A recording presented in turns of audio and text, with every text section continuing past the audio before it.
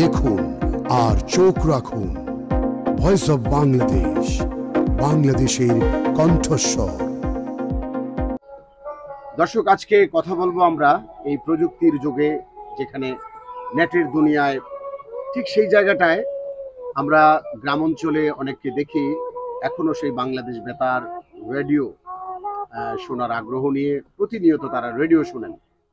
যদিও মোবাইলের ফ্রিকোয়েন্সির কারণে রেডিও শোনাটা অনেকটা কষ্টসাধ্য, তবুও আমরা দেখি এই যারা এখনো বিবিসির সংবাদ শোনেন, তারপর রেডিওর নিয়মিত অনুষ্ঠানগুলো যারা শ্রোতা হিসেবে শুনছেন, তাদেরই একজন দাউদকান্দি উপজেলার ইলিয়টগঞ্জের একজন ব্যবসায়ী, যিনি দীর্ঘদিন নৌঘাটে ব্যবসা করতেন। এখনো সেই জায়গায় তার ব্যবসা প্রতিষ্ঠান রয়েছে এবং তিনি এখনো সেই রেডিও শ্রোতা। প্রযুক্তির যুগে সয়লাভ হয়ে গেছে, কিন্তু রেডিও রয়ে গেছে এই একজন শ্রোতার কাছে। বলা যায় এই লক্ষ লক্ষ মানুষের মধ্যে খুঁজে পাওয়া মুশকিল, তার মধ্যে একজন আবুল কালাম মুন্সি। কথা বলবো আজকে আবুল কালাম মুন্সির সাথে, ভয়েস অফ বাংলাদেশ। জনাব আবুল কালাম মুন্সি, কেমন আছেন আপনি? জি আলহামদুলিল্লাহ, ইনশাআল্লাহ ভালো। আচ্ছা, আমরা জানি যে আপনি রেডিও শ্রোতা, তো এই যে দীর্ঘদিন আপনি রেডিও শুনছেন, এটি কেন হলো আপনার এই রেডিও শোনার আগ্রহ, এবং এখনো কেন রেডিওর সাথে আপনি জড়িয়ে আছেন? আপনার রেডিও শোনার এই আগ্রহটুকু জানাবেন আমাদের। রেডিও শোনা আমার আগ্রহ সালা ছোটকাল থেকে।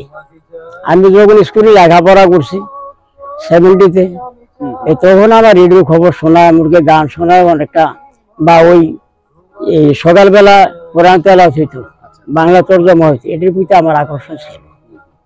তারপরে আমার মা বাবার বাড়ি থেকে অনেক সময় আমি এই রেডিও শোনার জন্য মামার রেডিও আমি নিয়ে আসছি।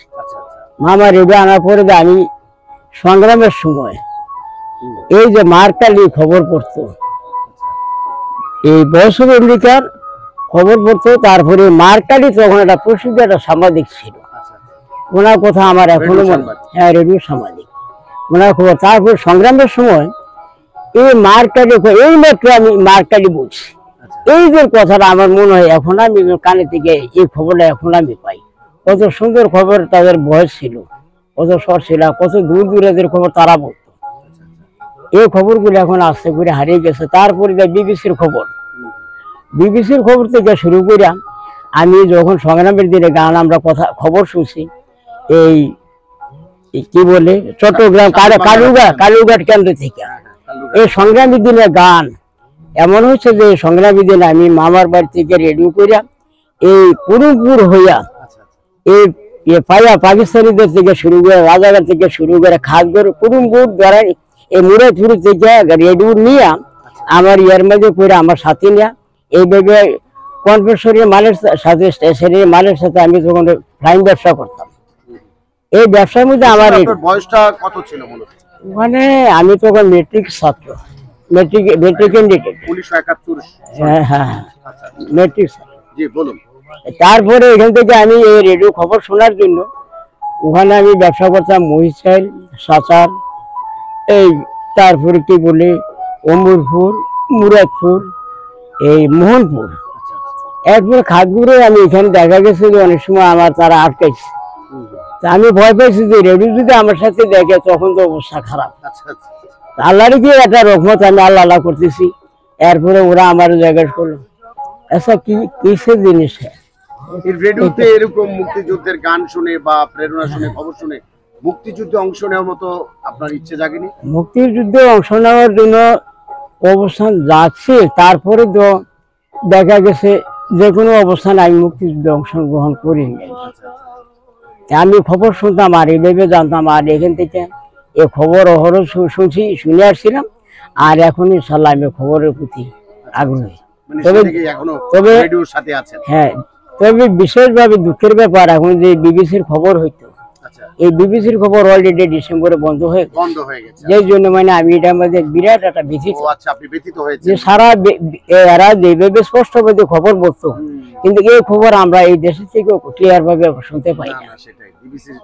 বিবিসির আগে ক্লিয়ার আন্তর্জাতিক বিশ্বের যত খবর, যত গুমর ফাঁকের ব্যাপার ছিল, এগুলো তো হয়তো, কিন্তু এরা এমন ভাবে এত ভুল সংবাদ ছিল, এটা গ্যারান্টেড। এটা বন্ধ হয়ে গেছে, এই খবরটা এখন আমি দুঃখিত যে খবরটা আমি এখন কিভাবে এই রেডিওর মধ্যে গিয়ে পাবো, এটা কি আমরা কি ফিরে পাবো নাকি না, এটা কি সম্ভবত এই প্রযুক্তির কারণে এটা বন্ধ হয়ে গেছে।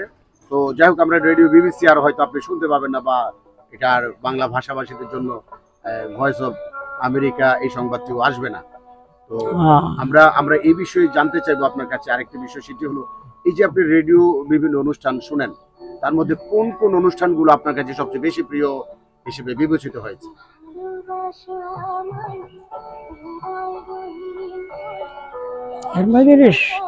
সংগ্রামের ব্যাপারগুলি আমার বেশি উৎফুল্ল ছিল। যখন যেগুলো চলছে রেডিওতে, বিভিন্ন গানের অনুষ্ঠান বা বলা যায় যে স্পন্সর্ড অনুষ্ঠানগুলো, যেগুলো বাণিজ্যিক কার্যক্রমের অনুষ্ঠান বা খবর তরঙ্গ, কোন বিষয়টা ভালো লাগে আপনাদের সবচেয়ে বেশি ভালো লাগে? খবরের অনুষ্ঠানটি আমার থেকে বেশি ভালো লাগে। আচ্ছা, গানের অনুষ্ঠানের মধ্যে কোনটা ভালো লাগে না? গানের অনুষ্ঠানের মধ্যে ধর্মীয় গান, যেগুলো হাম নাচ, কোরআন তেলাওয়াত, তাফসীর বা তরজমা, এগুলি।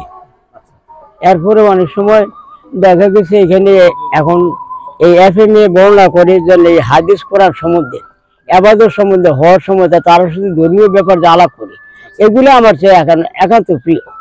বাংলাদেশ টেলিভিশনের সাথে অনেকের এখনো মানে নেই, যে স্যাটেলাইটের যুগে, কিন্তু বাংলাদেশ বেতার তো আরো বেশি দুরূহ ব্যাপার ছিল। এই মোবাইল প্রযুক্তির যুগে আপনি রেডিওর সাথে অঙ্গাঙ্গি ভাবে জড়িয়ে আছেন। জি। আপনার পরিবারের কেউ কিছু বলে না যে আপনি রেডিও কেন শুনতেছেন এখনো?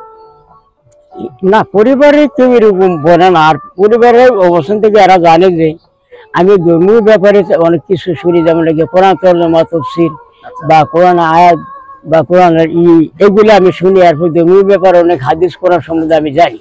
আজান দিবার সামনে পরে অনেককে হাদিস বলে, এগুলো জানার মধ্যে। যে জন্য আমার পরিবারের ব্যাপার থেকে এই জন্য বলে না যে ধর্মীয় ব্যাপার ইনশাল্লাহ আমি অনেকটা আর আল্লাহ দিলে আমি একদিন তাদেরকে উপদেশ এই ব্যাপারে। জানেন যেহেতু ধর্মীয় ব্যাপার, রেডিওতে যে গানের অনুষ্ঠানগুলো হয়, এগুলো আপনি কিভাবে দেখেন? আপনার ধর্ম চর্চা বা একজন যারা প্রকৃত অর্থে ধর্মীয় এই বিষয়াদি মানে প্রতিপালন করেন বা পালন করেন, তাদের ক্ষেত্রে এই গান শোনাটা কতটুকু সঠিক বলে আপনি মনে করেন? গান শোনাটা অনেকে সঠিক, অনেকে বলে যে না, গান শোনার দরকার নেই, গান শোনাটা আমরা পছন্দ করি না বা গান শুনি।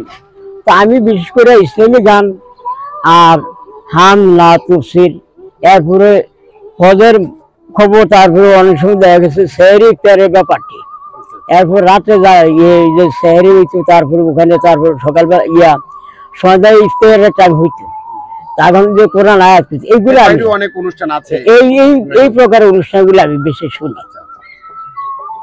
এটির মধ্যে না আমার ভালো লাগে। ধন্যবাদ। আমরা আরেকটি বিষয় আপনার সাথে কথা বলবো। আপনি দীর্ঘদিন এই জায়গায় একজন রেডিও শ্রোতা হিসেবে আছেন। বাংলাদেশ বেতারের অনেক অনুষ্ঠান আছে যেটা চিঠিপত্রের অনুষ্ঠান, তো সেইখানে একটি অনুষ্ঠানের উপস্থাপক আমি ছিলাম। নারী তোমারে সেলাম অনুষ্ঠানটির নাম। সেই অনুষ্ঠানটি প্রতি শুক্রবার বেলা 2:15 শুরু হতো আর 30 মিনিটে গিয়ে শেষ হতো।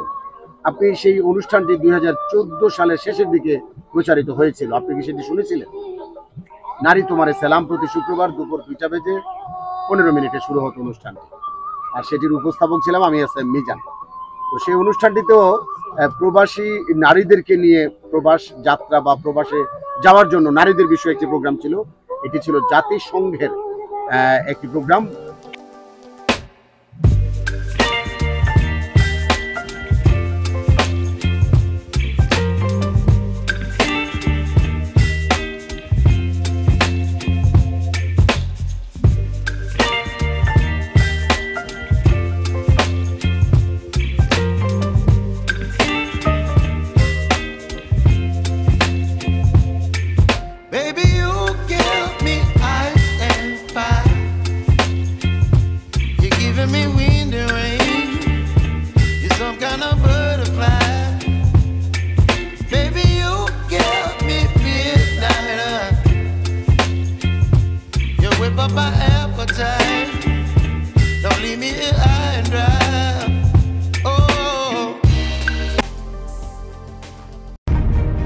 Bangladesh Friendship Foundation presents Voice of Bangladesh.